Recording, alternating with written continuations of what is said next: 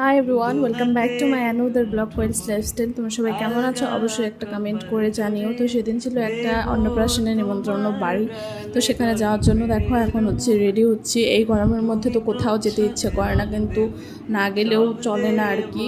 তো বাড়িতে তেমন কেউ নেই যে যাবে, তো আমি আর মাই যাব। আমি শুধু টুকটাক একটু রেডি হয়ে নিলাম, একদম একটু হালকা টাচ আপ করে নিলাম, যেটা না করলেই নয়।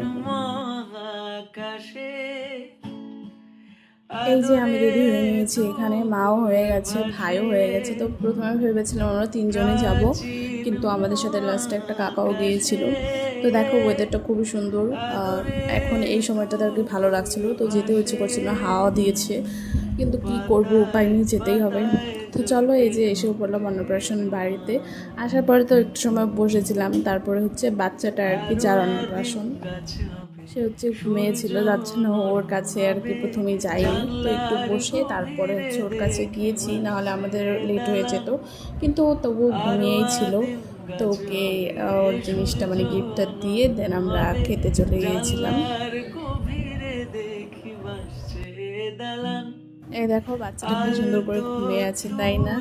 মিষ্টি লাগছে খুব দেখতে, আর মিষ্টি হয়েওছে দেখতে। তো যাই হোক, এই যে খেতে বসে পড়লাম। তো এখন খেয়ে দিয়ে দেন বাড়ি চলে যাব। তো খাওয়ারে কী কী ছিল সবগুলো তো আর ভিডিও করা সম্ভব না, আর আমি তেমন করে ভিডিও করি না, লজ্জা লাগে।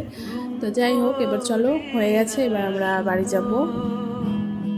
তো ব্লগটা তোমাদের কেমন লাগলো অবশ্যই কমেন্ট করে জানিও। দেখা হবে নেক্সট কোন সুন্দর ব্লগে। টাটা, বাই বাই, ভালো থেকো, সুস্থ থেকো সবাই।